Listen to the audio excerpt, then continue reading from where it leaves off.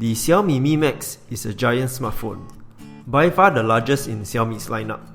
With a 6.44-inch display, it's able to put in a huge 4850 mAh battery. Coupled with an all-metal body, fingerprint sensor, and decent specs, the 349 Singapore dollars price that I paid for the 32GB storage and 3GB of RAM doesn't seem too bad. Xiaomi has been pushing their similar smartphone designs throughout their lineup. The Mi Max features a smooth metal body construction with the sides curved slightly for easier holding. The sides are chamfered, which makes it look a lot more sleek. At the front, the display comes with 2.5D glass, which seems like it's curved into the chassis. In between the glass and the body is some kind of plastic layer where the glass is bound onto it. It's not really obvious unless you look really closely. The bezels are minimal, which is good to reduce the overall footprint for easier usage. I can't help but notice the black border around the display, which I think is apparent for white color fronts. Just like the Xiaomi Redmi 3 Pro I reviewed, the camera module protrudes as well. As the Mi Max has a large footprint, it didn't rock at all when I placed it flat on the table.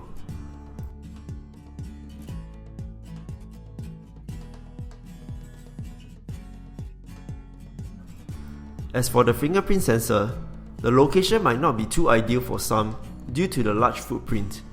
It was too high for me due to the way I hold the phone. A LED notification light is located on the right side of the front camera, which seems a little tiny. Overall, the Xiaomi Mi Max looks and feels very good in the hands, but I could never use it one-handed. I'm using a Nexus 6, and the Xiaomi Mi Max completely dwarfs the Nexus 6 in terms of size. The Full HD resolution on a 6.44-inch Corning Gorilla Glass 4 display still retains the sharpness and clarity with 342 ppi. Colors are accurate and vibrant, which makes media consumption a great experience. The display can still be used in the sun with the brightness set to maximum. The fingerprint sensor is always on, so the display does not have to be switched on in order to unlock. The unlock response is quick and instantaneous. This should be a feature for all smartphones. There are two configurations for the processor and various internal storages and RAM sizes. It also has support for microSD card up to 200GB, where it shares the same slot as the SIM card 2 slot. Other specs including in the Mi Max is a non-removable 4850 mAh battery, Wi-Fi 802.11a, b, g, n, AC, Bluetooth 4.2, FM radio, and GPS. Sensors include accelerometer, gyroscope, proximity sensor, and a compass. An IR blaster is also located at the top for interfacing with your equipment with the Mi Remote app provided. The speaker grills are at the bottom, together with the micro USB port. Although it consists of two grills, it is not dual speakers, as only the one on the right is the output. The volume wasn't as loud as I wish it to be, but it was sufficient for daily use. One thing to note is that my hands will often muffle the speakers in landscape mode. Onto the palms. It's good to know that the camera module does protrude a little, so there might be a little rockiness when you place it flat on the table. The front bezels are minimal, which allows the display to stand out. The Xiaomi Mi Max I'm using has the Snapdragon 650 processor, quad-core 1.4 GHz A53, dual-core 1.8 GHz A72, and Adreno 510. Using the Mi Max for browsing the web, calls, and launching multiple apps does not show any slowdowns. Apps load fast, and thanks to the 3GB of RAM, I didn't really have to worry about closing apps and it still runs well. So far, any demanding games I threw at the Mi Max, it handled them pretty well. Loading times was fast, and graphics in-game looks very good. No sluggishness or low frame rates was noticed as well. Playing on a 6.44-inch display was the icing on the cake. As usual, the China ROM has no Google apps installed, so you will have to install them until the global ROM is released. The Mi Max is running on Android 6.0.1 Marshmallow with MIUI 7 on top. As like the other Xiaomi phones, it's got customizable options to change themes, behavior of the buttons, and vibration strength.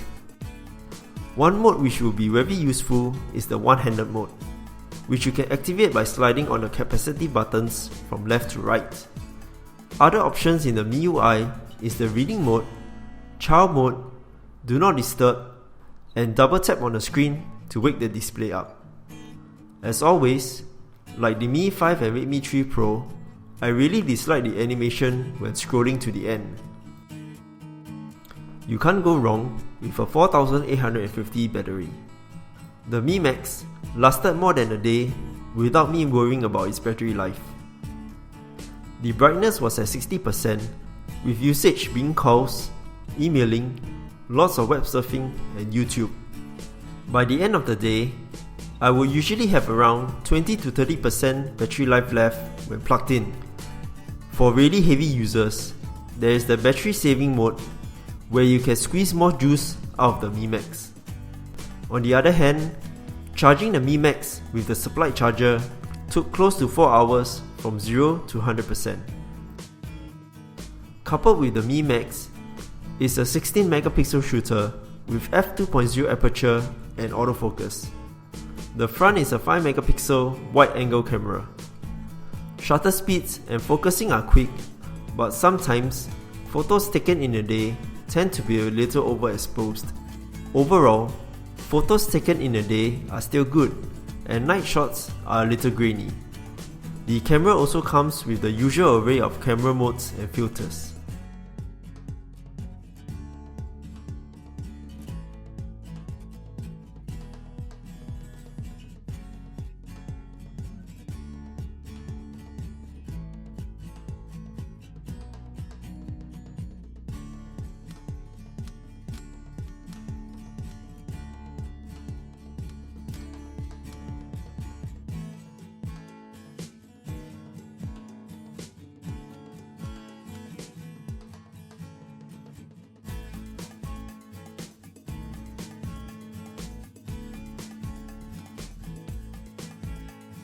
As of now, there isn't a lot of phones out there that are in the range of the Xiaomi Mi Max display size.